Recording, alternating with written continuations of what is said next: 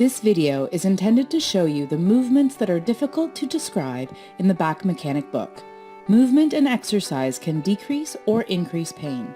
Use the guidelines in the back mechanic book to guide your decisions on which to do and which to avoid.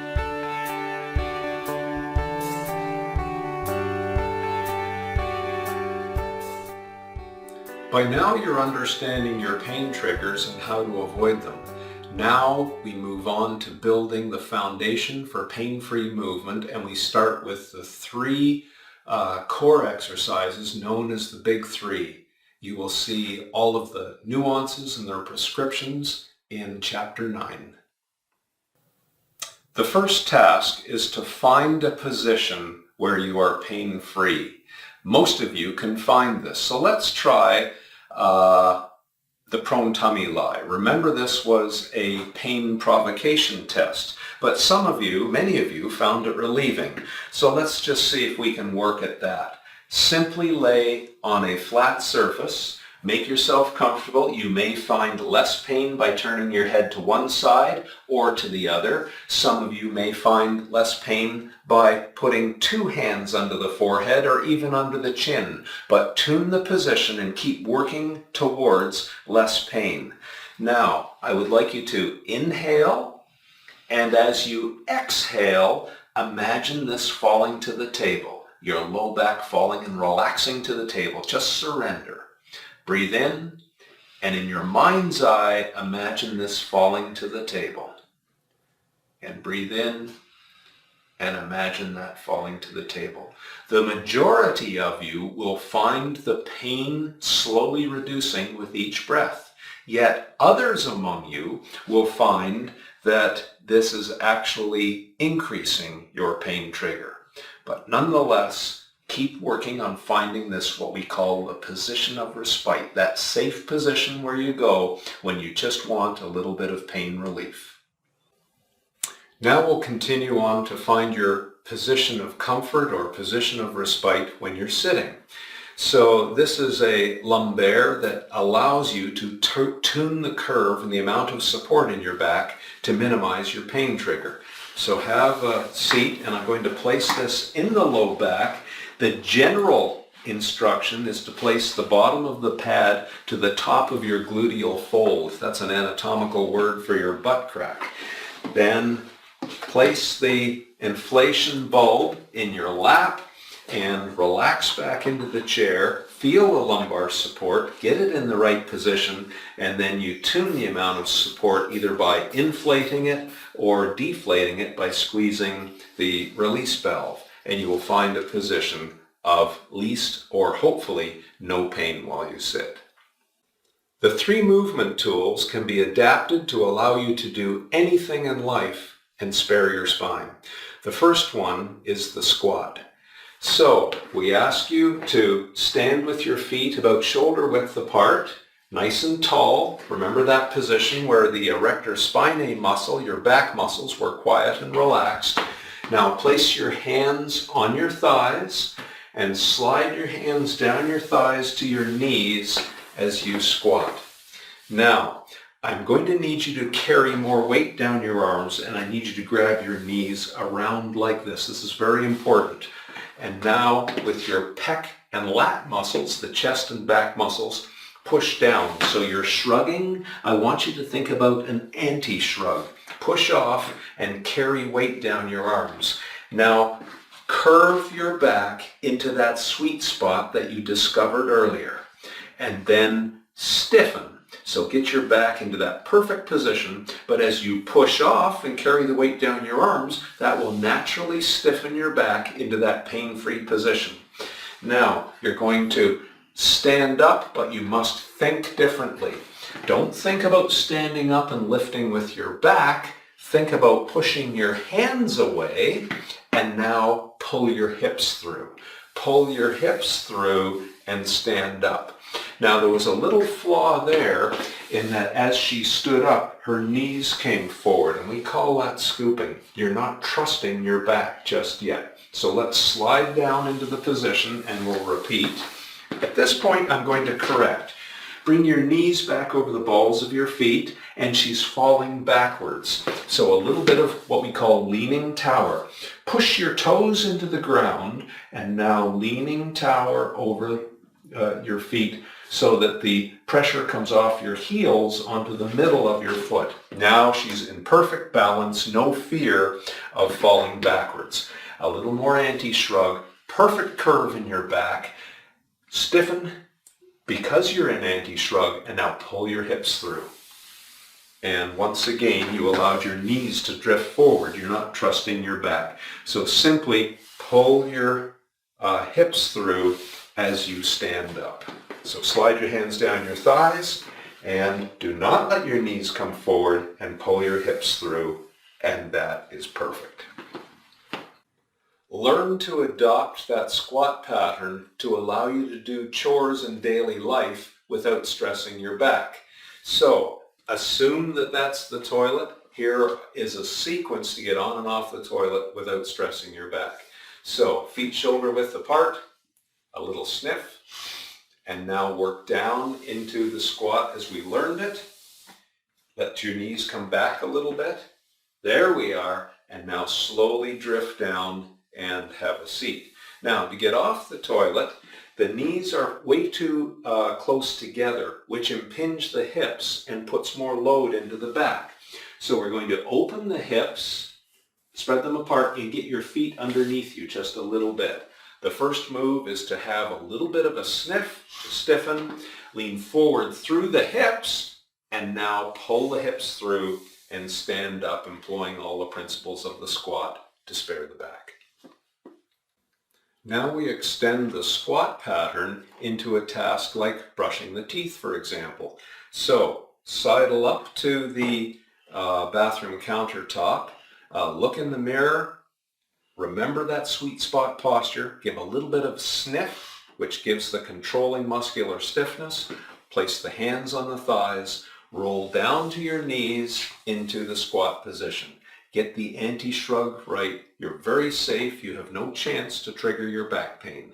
Now put one hand and establish the anti-shrug on the counter, and with your dominant hand you can start brushing your teeth, and then you can spit out, making sure that you bend through the hips and hip hinging, not through the spine.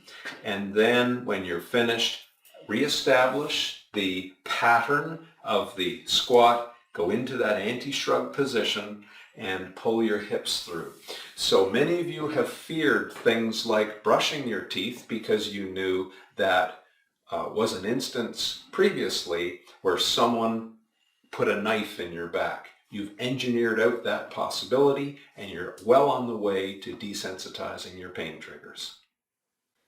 The next movement tool to spare the spine is the lunge. You choose a lunge pattern when you move to the floor level. You use a squat pattern if you're going to pick up something or move to a chair. So let's formalize the lunge. The lunge begins with a little bit of a sniff just to get some stiffness, and split lunge and go down on one knee, adding a little bit of that brace that you learned earlier that you tuned to the right level to minimize your pain, then down on the other knee. Now put your hands on your thighs. You've been here before. Slide your hands down your thighs as you move your hips back. One hand at a time, you walk forward onto the floor. At no time are you leaving your spine unsupported, and say you're going to do an exercise out of the quad position, pardon me, you're there. But let's lay on the floor. So continue walking down, and then you're going to roll over onto the back. So you begin with the starting of the roll into what's called the baby's crawl. This leg you're rolling over stays straight. You add a little bit of controlling stiffness in the core, and you lock the rib cage and pelvis together as you roll over onto your back, eliminating the possibility of a pain trigger as you roll. Now you can lay on the floor, do floor exercise, but now it's time to get up. So we reverse the sequence. Take the arm out of the way. You begin by stiffening the core just to lock the rib cage to the pelvis. So you're going to give me your knee here and this hand here. Some of you will start by bringing the knee over too soon. This is the scorpion stretch. Do not do this. This will keep you pain sensitized for longer. You will not use that to stretch away your back pain. At least most of you won't. Now, you lock the rib cage and pelvis together and come over as a unit to the baby's crawl position, and then slide the leg down as you roll, keeping the core together. Now, you do a push-up, bringing the hips and knees, the hips up over the knees, keeping the curve in that sweet spot position that you found. Keep walking back with little steps, placing one hand on one knee, one hand on the other. Push off with the anti-shrug. Engineer the perfect curve of your back where you're pain resilient, and pull your hips through to the tall kneeling position. Beautiful. Now, add a little bit of controlling stiffness and get one foot out in front of you to start the lunge. Now, you can't push off the top of your foot with much athleticism. So tuck your toes in behind and now push up. There we are. So for the first time, you found a tool to engineer out the pain triggers from a laying position to a standing position. Now we use the lunge tool to adapt it and spare the spine in other activities of daily living. Consider tying the shoe. So instead of sitting on a bench where you're forced into positions that will sensitize your back, and in some people sensitize it for the rest of the day, we're going to adopt the lunge tool. So if I can get you a little bit closer, now put your foot up on the bench rather than sitting on it, and using the lunge, try and reach down to tie your shoe. Well, we don't have a flawless pattern just yet because she's breaking into her pain triggers. So instead, this time, roll the knee forward and take the hips down to the target, allowing the supporting knee to bend a bit. And there she is, going into a shoe tying posture with no pain triggers there. Well done, and stand up. The third movement tool is the stop twist. We will use it to allow us to push and pull doors and do other types of pulling tasks in a very spine-sparing way. The drill starts this way. Plank on the wall, and try and spin around now into a side plank around your toes. Allow your toes to spin around like that and back onto the wall. And do that one again, please. And there is the flaw. You're doing it in a way that is stressing your back. Your first move or strategy to twist is to twist your back. So we're going to get you to think a little bit differently now. Remember the controlling brace, add a little bit of stiffness, and think about pulling with latissimus dorsi, locking your back into that pain-free, resilient posture, and spin as a unit around the ball and socket joints and around your toes. Very nice. We can perform the stop twist and add challenge to it by moving to the floor. So if I was to adopt the plank on the floor, simply because I've added load, many of you will then start the movement by twisting your back. But the discipline must be maintained where I'm stiffening my core and coming around as a unit, ensuring that I'm able to twist, but not through the back, and I avoid that pain trigger. Now we transform the stop twist tool into an actual pulling movement. So consider in the gym, for example, if I pull the cable right in line with the spine, it creates no twisting load and hence is very spine sparing.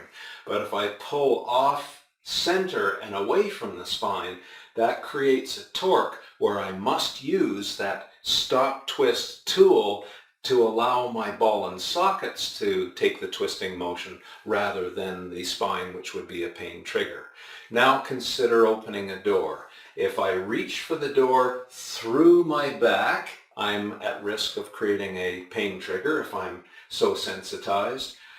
So I will walk up to the door. I pull the door right through my spine or through the navel in this particular case, and then two-step waltz around the door rather than the pain-inducing pattern of reaching for the door, pulling off center, and creating a back pain trigger. So the stop twist tool allows me to accomplish that without at any risk of inducing pain. Now we're going to use the pull pattern to spare our spine in the door pulling example. My former self would have stood away from the door, slouched my spine, reached and pulled with my back to open the door, quite possibly causing a pain trigger. But with the new patterns, I approach the door, I grab the door, my spine is appropriately stiffened and buttressed. The positioning is neutral, nowhere near a pain trigger, and I stiffen down. I pull the door open with my hips. I do a two-step waltz around the door, completely eliminating the possibility of a pain trigger. Adapting the squat pattern to pick something off the floor. Follow the squat pattern now. Run your hands down to your knees. Actually, stand up. You didn't prepare, I would have stepped a little bit closer to the object because you're going to drag that object up your thighs. There we go. There's the setup. So a little bit of a sniff to run the tape. Hands on your thighs. Run your hands down. Pull your knees back just a little bit. Make it perfect. Slide your hands down now to the handles of the bag. Pull the bag to your knees and now pull your hips through.